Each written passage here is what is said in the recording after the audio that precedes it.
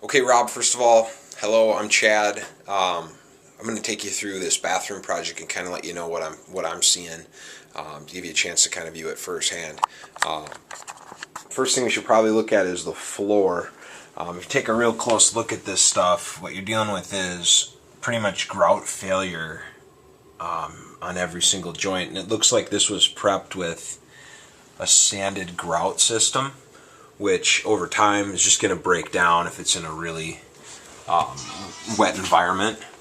Okay, so we're dealing with pretty much significant grout failure in almost every seam on this entire floor. And the way they pieced the tile in around the base of this toilet was really pretty amateur. Things that I think we need to do here for sure is from a demolition standpoint. I think it's real important that we get this floor out and replace it. Obviously the wall boards, now this is all drywall, but I mean this stuff's crumbling. It's pretty easy for me to get that off and get this project down to the studs, but what we're dealing with is pretty much needing to replace most of, if not all, of the drywall. As I think you mentioned or noticed, that there's absolutely some black mold growing on the ceiling. So your inclination to get an exhaust fan is probably a really good one. When I pull this screen back and we take a close look at this window, you'll notice that there's quite a bit of water damage along this seam. Now this is a vinyl window, and I can clean this up and put in a window trim kit that's going to make this impervious to water moving forward. But the jamb on this thing needs to be worked on. That's a fairly simple operation, something that I can handle. If I take a step back and we look at this tub, the tub is one element that I think we could probably salvage. It's not in great shape, but there's absolutely the potential to just re-enamel this tub at some point. You don't have to do that right away. The only thing that I'll mention is that this drain canister is it's done. Obviously the mechanism that controls the drain is no longer functioning. So one thing to consider is that you don't want to try to replace this tub after the fact, because it's just not going to be possible, and you'll be doing a wall system twice if you try to do that. Obviously we're looking at a valve that we need to use this pliers in order to turn it on and off. So we will replace this valve stem for you. I'm going to actually put in a single temperature and pressure balanced mixing valve there, and it'll be a little bit higher than what you currently have, and that way that's going to bring that up to meet the new code compliance here in Roseville. While we're in here, there's no sense in not elevating the shower head. The shower head is really low. It's sitting at right about 65 inches, which it should be more around 76, 78. I know it's a minor issue, but this shower rod is completely corroded. I'll be able to just replace that for you real simply as well. This light fixture, it's passable, and if you want to just keep it, we can do that, but it'd be certainly pretty inexpensive for me, and since I'm going to have an electrician doing the fan anyway in this space, it might make sense to replace this light fixture. You've got your ground fault outlet, and it appears to be working well, which is great. The other issue I want to draw to your attention is that this pedestal sink is on its last leg. We could try to remove and reinstall it, but I mean, this is a situation where it wasn't properly anchored the first time, and I think if nothing else, getting after it and just trying to find a way to remove it and reinstall it in a way that's more secure is probably going to serve you well. My thought is that we'll replace the floor with a vinyl product.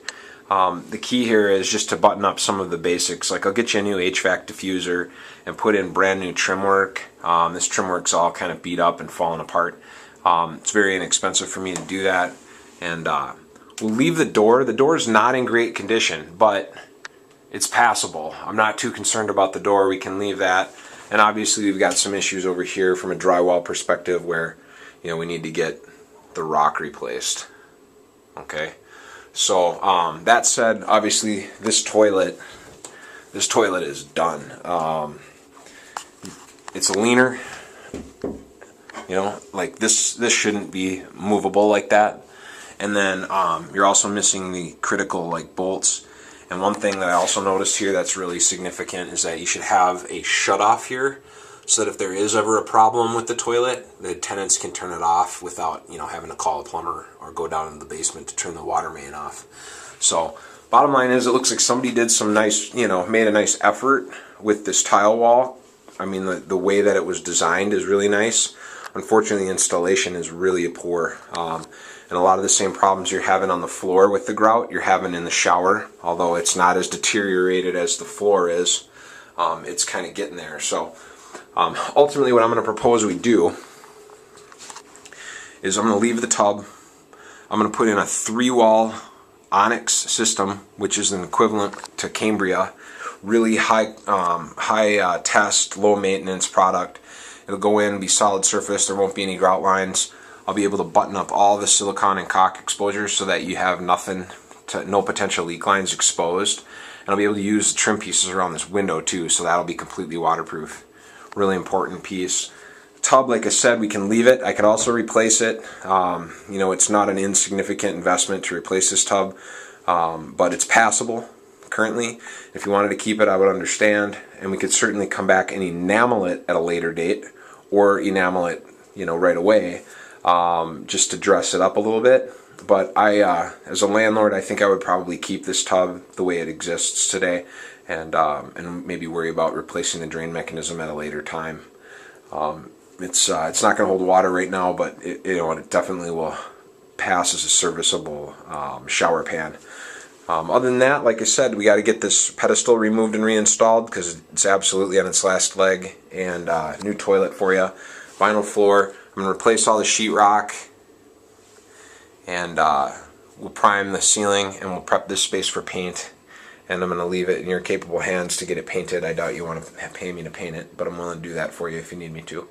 That, in summary, is what we're looking at. This bathroom's a little bit more damaged than I anticipated it would be, but nothing that I can't handle. And I'll button up some of these little electrical components too. This is not a huge deal, but just get that flush with the new rock. So, any case, in summary, that's what we're looking at. New floor, new wall system, remove and reinstall the pedestal sink, get you a new shower control, and a new toilet, and re-sheetrock the bathroom. And then, of course, we'll do, as you mentioned on the phone, we'll punch a exhaust fan up through the roof for you. And all the permits will be included, all the debris will be removed. It's a turnkey operation, but there's quite a bit of work here above and beyond what we kind of originally discussed on the phone. So we can talk about it further, of course. And in the meantime, that's all I got.